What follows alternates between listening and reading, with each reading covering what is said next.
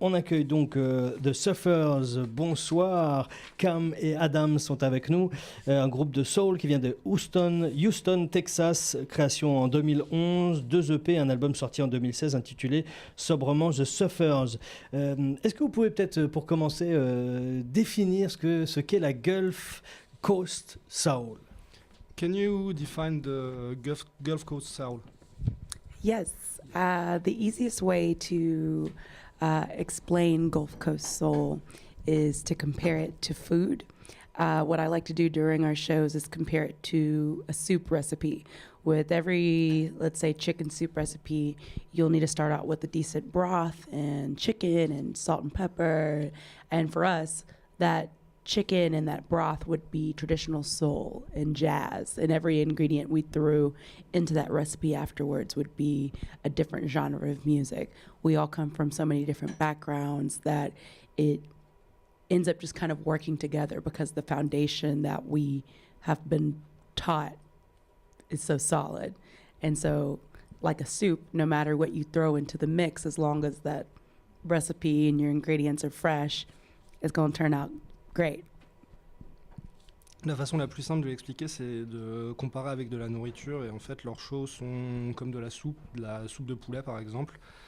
Et ce qu'il faut au départ, c'est un bon bouillon, après du bon poulet, avec ce poulet, ce bouillon, du sel et du poivre. On arrive au résultat voulu, et il y a différents ingrédients pour arriver à différents genres. Ils viennent tous de backgrounds musicaux différents, de ce qu'ils ont appris et qui est assez solide, et en fait ça donne cette soupe avec les bons ingrédients frais, on arrive à ce résultat là de façon évidente.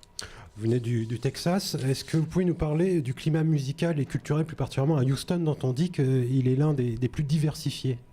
So you come from Texas, can you tell us about the musical and cultural climate there, since Houston has one of the most diverse and numerous scenes? Sure. Houston, as a city, is an extremely diverse place. It's a port city, and it's very close in proximity to other cultures. We're very close to Louisiana, where we can get Cajun Creole culture, close to Mexico, where we get that, and then we're also, of course, known for blues and rock and country music. All of that mixes together with the people from around the world and creates a really beautiful thing. So it's rich in culture of its own, but it's also rich in understanding and embracing cultures from all over the place in a really natural way.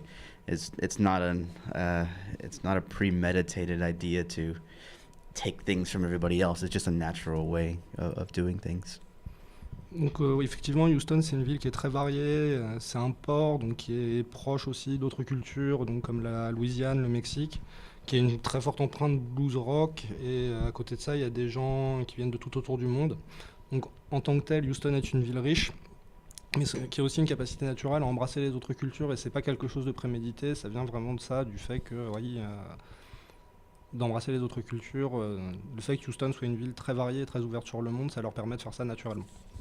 J'ai cru comprendre qu'au début, avec The Suffers, vous étiez parti sur du reggae, une version plutôt reggae. D'ailleurs, le nom du groupe vient d'un film jamaïcain de la fin des années 70, Rockers, dans lequel on trouve de nombreux artistes jamaïcains. Est-ce que vous pouvez nous expliquer ce revirement, ce changement de genre, on va dire? So you started from reggae music. The band's name comes from an old Jamaican movie, Rockers, in which you can see a lot of Jamaican artists. How come you've turned to soul music? I think it just kind of naturally fell into that place, even though we, as a whole, we all came from doing reggae and ska and punk music when we were in our earlier bands. As we decided to go towards more original compositions, it just was naturally happened.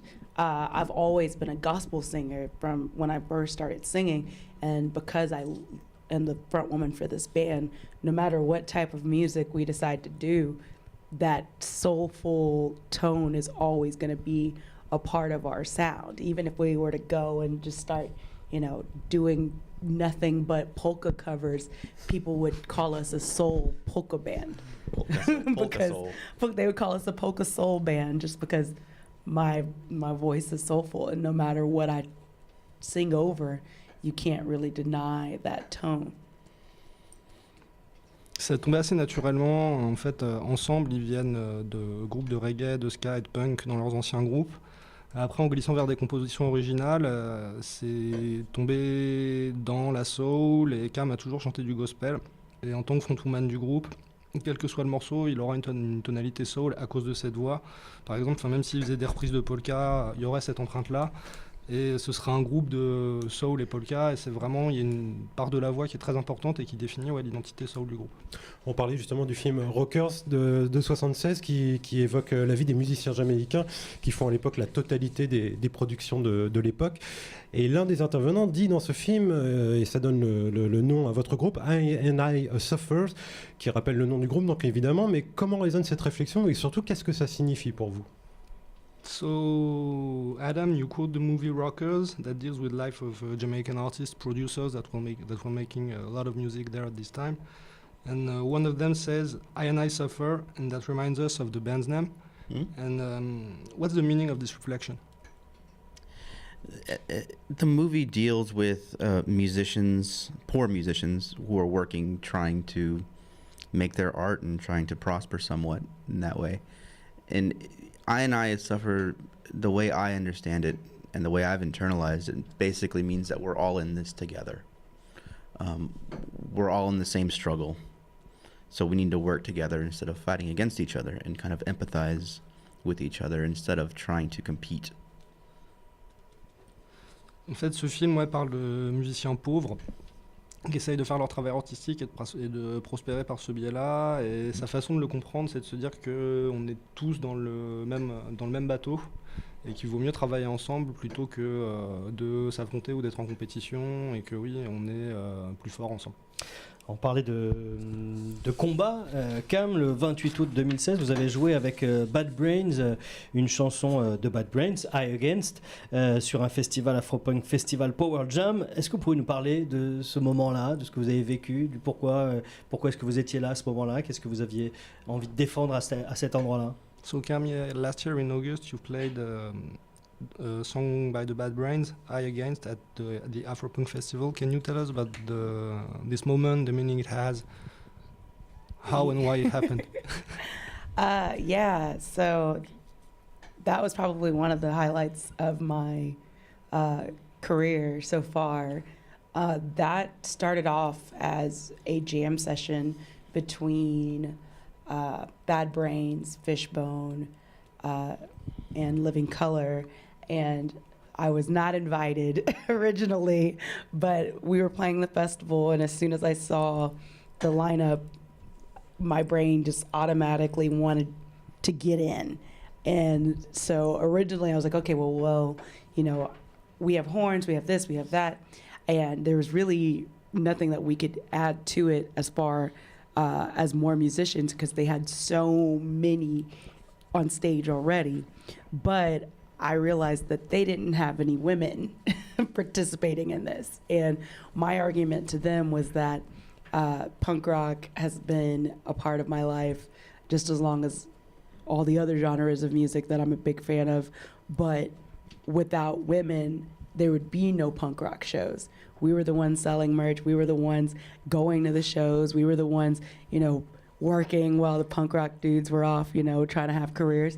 And there were so many amazing punk rock female musicians as well that helped establish the scene. And when we played a show in, I think it was at the Santa Monica Pier in California last summer, Norwood, who plays bass for Fishbone, they're on the same booking agency as us, and our agent was very, very, very, very adamant about him come and check us out, and he told him that I was very interested in getting in on the Power Jam, and so he agreed to come watch us, and he said that he would talk to the guys. And a week before we were supposed to be in New York, I got a text message asking when I would be in New York, and they said that there would be 2 songs that hadn't been assigned to anybody yet, and if I was familiar with the Bad Brains catalog. I responded back immediately saying I would be there whenever they needed me. I know the entire Bad Brains catalog. Don't worry about it. And when I showed up, I don't think that they were expecting me. I think they were expecting a much tougher kind of lady to show up, and I showed up just bright-eyed and bushy-tailed and super smiley, and because I was just so excited to be there in a room filled with all of my, my punk rock heroes, and I was the last one to rehearse with them that day, and I don't think they realized that I knew the song as well as I did, and so we went through it twice and did it again on the actual day of the festival, and that pretty much the rest is history. Donc en fait, c'est un des points culminants de sa carrière. C'est parti d'une jam session entre les Bad Brains, Fishbone et Living Colour, à laquelle elle n'était pas invitée. Par contre, quand elle a vu le line-up du festival, son cerveau a dit « il faut que je sois invitée ». Et ils avaient beaucoup de musiciens, même des cuivres sur scène, donc de ce côté-là, il n'y avait rien à ajouter. Par contre, il y avait quelque chose qui leur manquait, ils n'avaient pas de femmes. Donc elle a argumenté dans ce sens-là que le punk était une part importante de sa vie au milieu de beaucoup d'autres genres musicaux, qu'il n'y aurait pas de punk sans femmes, que c'était les femmes qui étaient au merch, qui venaient au concert, qui travaillaient pendant que les groupes ne jouaient pas. Et résultat des courses, en fait, elle a rencontré le bassiste de Fishbone sur les quais de Santa Monica, un festival. Il s'est avéré que Fishbone a le même agent que leur groupe. Donc c'est lui qui a fait la liaison. Et ils ont été assez étonnés. Le bassiste est venu les voir sur scène, il a été assez étonné du résultat, et là il a dit qu'il en parlait avec le reste du groupe. Et quelques temps après, elle reçoit un SMS du groupe lui demandant quand est-ce qu'elle était à New York pour 2 chansons qui n'avaient été confiées à personne. Sa réponse a été immédiatement d'être d'accord, d'expliquer qu'elle avait quelque chose à apporter, et que en plus elle connaissait tout le répertoire des Bad Brains. Par contre, quand elle est arrivée à la session studio, il ne s'attendait pas à quelqu'un comme elle, il s'attendait à quelqu'un d'un peu plus dur. Alors qu'elle est arrivée, elle était gentille, souriante, toute pimpante, heureuse d'être avec eux, vraiment contente d'être avec des groupes de punk dont elle était fan. Et ça a été la dernière à répéter. En fait, le groupe s'est pas aperçu tout de suite de son potentiel, qu'elle connaissait aussi bien les chansons des Bad Brains. Ils ont fait 2 prises, ça s'est très bien passé directement. Et après, ils ont joué ensemble à un festival un jour ou 2 après. Le reste, c'est de l'histoire. Très bien, merci beaucoup.